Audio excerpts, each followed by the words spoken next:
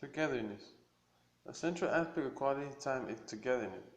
I do not mean proximity. Two people sitting in the same room are in close proximity, but they are not necessarily together. Togetherness has to do with focused attention. When a father is sitting on the floor rolling a ball to his 2-year-old, his attention is not focused on the ball but on his child. For that brief moment, however long it lasts, they are together. If, however, the father is talking on the phone while he rolls the ball, his attention is diluted. Some husbands and wives think they are spending time together when in reality they are only living in close proximity. They are in the same house at the same time, but they are not together. A husband who is watching sports on television while he talks to his wife is not giving her quality time because she does not have his full attention. Quality time does not mean that we have to spend our moments together gazing into each other's eyes. It means that we're doing something together and that we're giving our full attention to the other person. The activity in which we are both engaged is incidental. The important thing emotionally is that we are spending focused time with each other. The activity is a vehicle that creates a sense of togetherness. The important thing about the father rolling the ball to the 2-year-old is not the activity itself, but the emotions that are created between the father and the child. Similarly, a husband and a wife playing tennis together, if it is genuine quality time, will focus not on the game but on the fact that they're spending time together. What happens on the emotional level is what matters. Our spending time together in a common pursuit communicates that we care about each other, that we enjoy being with each other, and that we like to do things together. Quality conversation.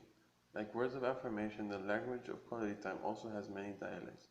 One of the most common dialects is that of quality conversation. By quality conversation, I mean sympathetic dialogue where two individuals are sharing their experiences, thoughts, and feelings and desires in a friendly, uninterrupted context. Most individuals who complain that their spouse do not mean Most individuals who complain that their spouse does not talk do not mean literally that he or she never says a word. They mean that he or she seldom takes part in sympathetic dialogue. If your spouse's primary love language is quality time, such dialogue is crucial to his or her emotional sense of being loved. Quality conversation is quite different from the first love language. Words of affirmation focus on what we are saying, whereas quality conversation focuses on what we are hearing. If I am sharing my love for you by means of quality time, and we're going to spend that time in conversation, it means I will focus on drawing you out, listening sympathetic to what you have to say. I will also question, not in a badgering manner, but with a genuine desire to understand your thoughts, feelings, and desires. I met Patrick when he was 43 and have been married for 17 years. I remember him because his first words were so dramatic. He sat in the leather chair in my office, and after briefly introducing myself, he leaned forward and said with great admission, "Dr. Chapman, I have been a fool, a real fool." "What had led you to that conclusion?" I asked. "I've been married for 17 years, he said. "My wife has left me. Now I realize what a fool I've been." I repeated my original question. "In what way have you been a fool?" "My wife will come home from work and tell me our problems in her office. I would listen to her and then tell her what I thought she should do. I always gave her advice. I told her how she had to confront the problem. Problems don't go away. You have to talk with the people involved or your supervisor. You have to deal with problem. The next day she would come from work and tell her about the same problem. I would ask if she did what I had suggested the day before. She would shake her head and say no. So I repeat my advice. I told her that was the way to deal with the situation. She would come home the next day and tell me about the same problem. Again, I would ask her if she had done what I had suggested. She would shake her head and say no. After 3 or 4 nights of that, I would get angry. I would tell her not to expect any sympathy from me if she wasn't willing to take the advice I was giving her. She didn't have to live under that kind of stress and pressure. She could solve the problem if she would simply do what I told her. It hurt me to see her living under such stress because I knew she didn't have to. The next time she bring up the problem, I would say, "I don't want to hear about it. I told you what you need to do. If you're not going to listen to my advice, I don't want to hear it." Many of us are trained to analyze problems and create solutions. We forget that marriage is a relationship, not a project to be completed or a problem to solve. I would withdraw and go about my business. "What a fool I was," he said. "What a fool." Now I realized that she didn't want advice when she told me about her struggles at work. She wanted sympathy. She wanted me to listen, to give her attention, to let her know I could understand her distress and pressure. She wanted to know that I loved her and that I was with her. She didn't want advice. She just wanted to know that I understood. But I never tried to understand. I was too busy giving advice. What a fool. And now she's gone. Why can't you see the things when you were going through them?" he asked. I was blind to what was going on. Only now do I understand how I failed her. Patrick's wife had been pleading for quality conversation. Emotionally, she longed for him to focus attention on her by listening to her pain and frustration. Patrick was not focusing on listening but on speaking. He listened only long enough to hear the problem and formulate a solution. He didn't listen long enough or well enough to hear her cry for support and understanding. Many of us are like Patrick. We are trained to analyze problems and create solutions. We forget that marriage is a relationship, not a project to be completed or a problem to solve. A relationship calls for sympathetic listening with the view to understand the other person's thoughts, feelings, and desires. We must be willing to give advice, but only when it is requested and never in a condescending manner. Most of us have little training in listening.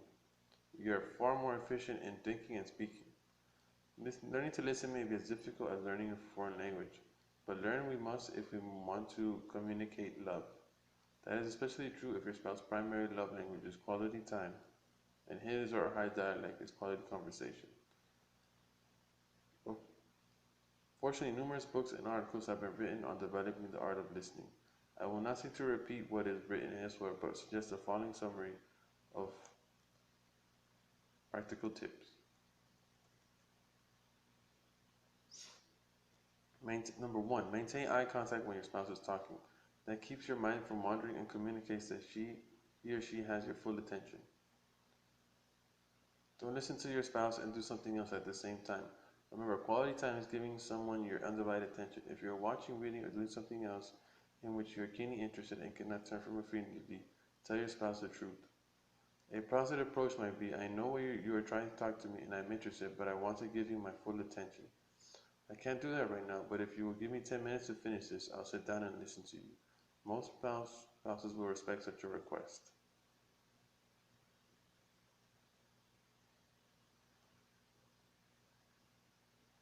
Number 3, listen for feelings. Ask yourself, what emotion